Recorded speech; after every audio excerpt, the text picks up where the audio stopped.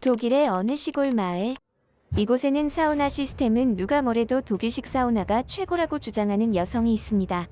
이 여성은 자신의 부모님에게 물려받은 사우나를 운영하며 어깨에 힘이 뻣뻣하게 들어간 듯 보이는데요. 그런데 이 여성은 자신이 거주하고 있는 독일의 시골 마을 재정이 부족하여 마을 전체가 경제난에 빠지게 되자 쫄딱 망하여 길바닥에 노숙자로 전락할 위기에 처합니다. 하지만 그녀는 무슨 일인지 한국식 찜질방에 대해 알게 되면서 큰 충격에 빠졌다고 하는데요. 도대체 그녀에게는 무슨 일이 있었던 것일까요? 안녕하세요. 저는 독일의 시골 마을인 몽샤우에 거주 중인 엠마 루이사라고 합니다. 저는 이곳 시골 마을에서 나고 자란 토박이로 저의 부모님께서도 마찬가지로 이곳에서 나고 자라셨습니다. 지금은 비록 두 분 다 돌아가셨지만 저에게는 그분들의 자취가 그대로 남겨진 독일식 사우나 가게를 운영하고 있죠. 부모님은 생전에 이 사우나에 대한 자부심이 대단했고 애정이 깊었습니다. 저 또한 그러한 모습들을 보고 자라다 보니 독일식 사우나에 대한 자긍심과 애정이 남달랐죠. 저는 부모님에게 이 사우나 사업을 물려받으면서 굉장한 노력을 해왔습니다. 지금의 사우나 시설들도 훌륭하고 좋았지만 부모님 때보다 더욱 발전시키고 사업을 성공하려는 욕심이 컸죠. 독일식 사우나는 남자와 여자가 섞여서 혼합으로 스파를 즐기는 형식이기에 과거에는 외국인들도 자주 찾는 명소처럼 여겨졌었습니다. 하지만 저에게는 최근 들어 굉장히 큰 고민거리가 생겼죠.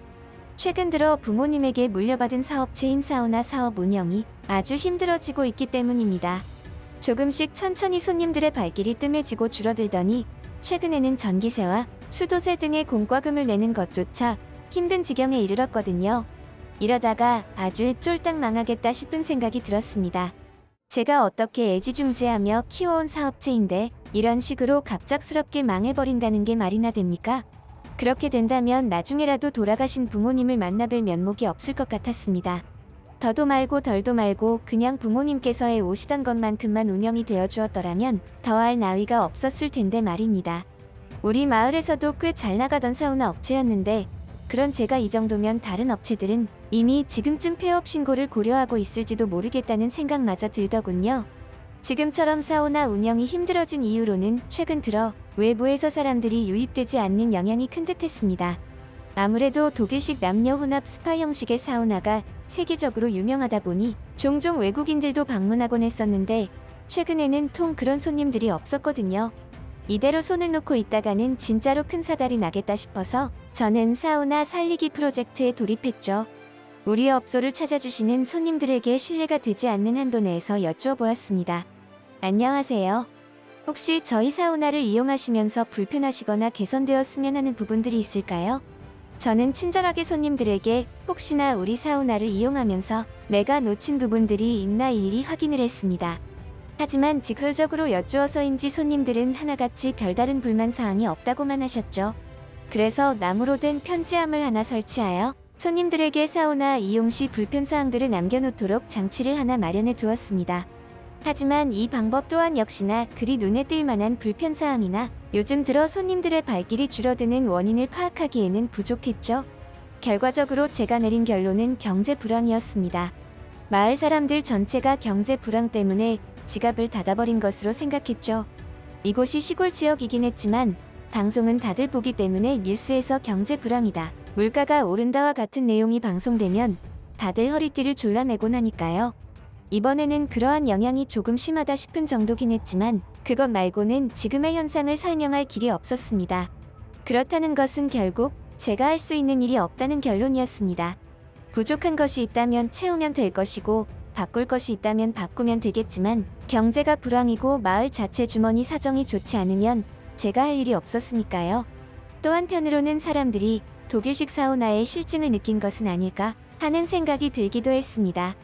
요즘에는 워낙 특이하고 기발한 아이디어들이 넘쳐나다 보니 그런 것들에 물든 사람들이 이제는 전통적인 독일식 사우나에 실증을 낼 수도 있다는 생각이 들었죠. 하지만 이런 식으로 쉽게 포기해버리고 아무것도 하지 않기에는 저의 성격상 힘든 부분이 있었습니다. 어떻게 해서든 지금의 상황을 극복해보기 위해 뭐라도 해야 했죠. 그래서 저는 혹시나 하는 마음으로 지금과 같은 상황 속에서도 운영을 잘하고 있는 사업체가 있는지 찾아 나섰고 그나마 희미한 희망을 보았습니다. 희망의 정체는 바로 온천수를 이용한 시설인 테르메였죠. 이 시설은 다양한 온도의 온천탕과 사우나, 마사지와 스파 등을 갖추고 있어서 사람들의 복합적인 성향을 모두 만족하게 해주는 시스템으로 보였습니다.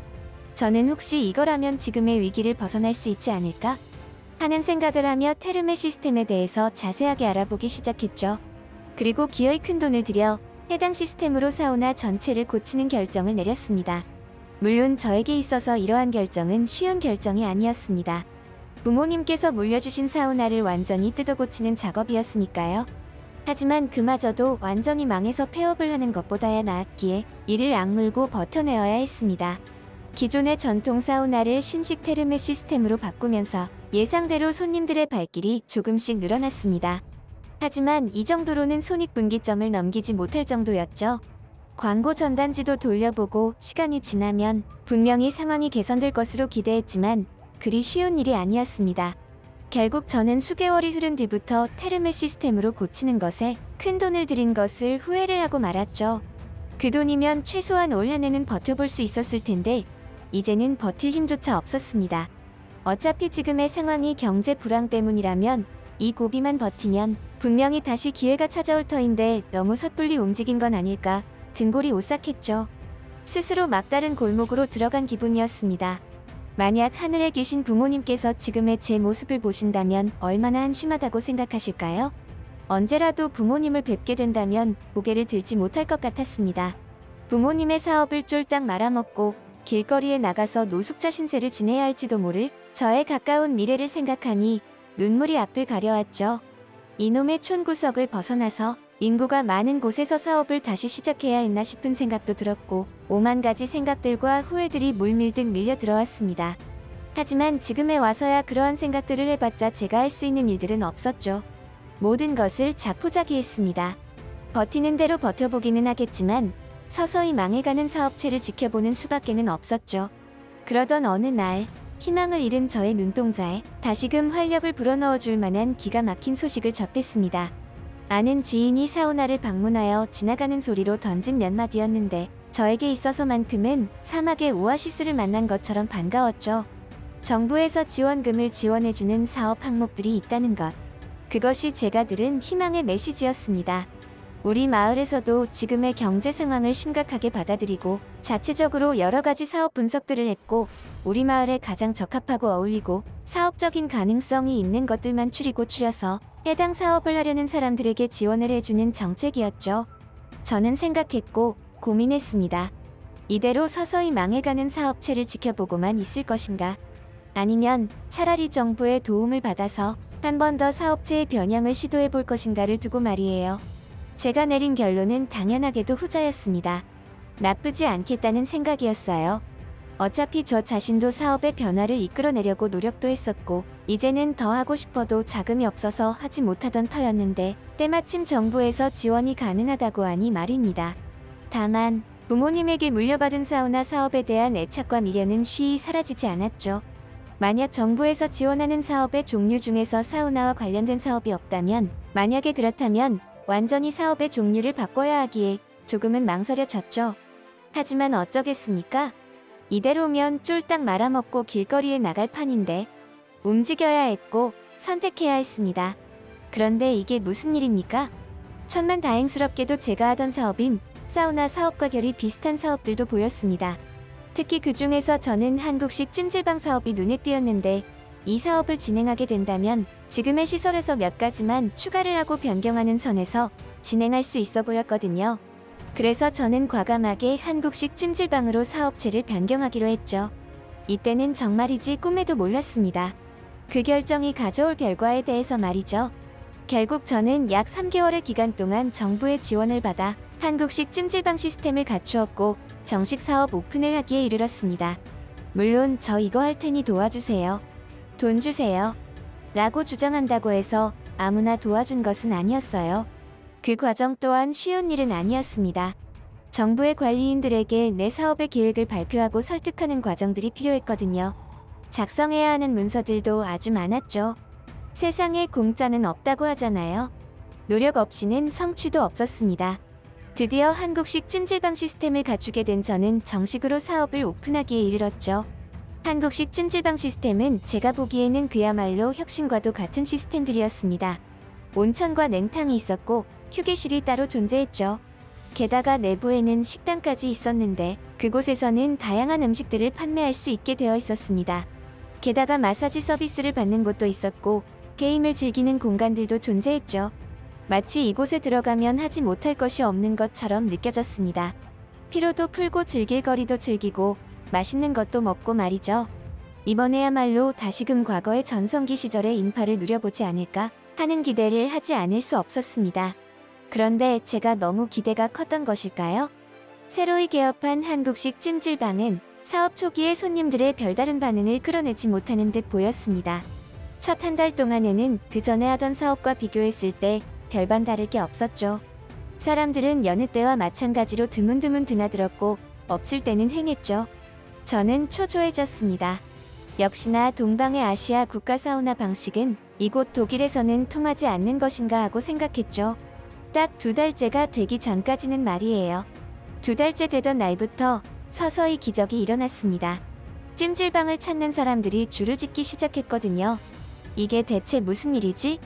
이 사람들은 갑자기 어디에서 나타난 거야? 또 어떻게 알고 온 건데? 몰래카메라야 뭐야? 누군가 저를 놀리기 위해 거짓 상황을 만들어내고 있는 거 아닌가? 하는 생각이 들 정도로 복잡한 심경이었고 혼란스러웠습니다. 나중에서야 알게 된 사실이지만 누군가 한국식 찜질방으로 변경한 저의 업소를 방문했고 그 사람은 사실 이미 한국에서 찜질방을 경험해 보았던 사람이었습니다. 그리고 그 사람은 자신의 SNS에 저의 업소를 경험한 리뷰를 작성했는데 이것이 이곳 마을 사람들뿐만 아니라 다른 도시와 다른 나라에까지 퍼지게 되면서 한국식 찜질방을 이곳 독일 시골 마을에서 즐길 수 있다는 사실을 알게 된 사람들이 줄을 지어 모여들기 시작했던 것이죠. 그날 이후로도 저는 한국식 찜질방을 잘 운영하고 있습니다. 한때는 망해서 길바닥에 나가 노숙 생활을 걱정해야 했던 저였지만 지금은 과거 우리 부모님께서 사우나를 운영하실 때보다도 더욱 훌륭한 업소로 키워나가는 중이죠. 아마 저희 부모님께서도 하늘에서 지금의 저를 지켜보신다면 아주 장하다고 하실 것 같습니다. 이 모든 것들은 한국식 찜질방 덕분이라는 것을 저는 잊지 않을 것입니다. 한국에 진심으로 감사의 마음을 전하고 싶습니다. 이러한 훌륭한 시스템을 만들어 주어서 고맙다고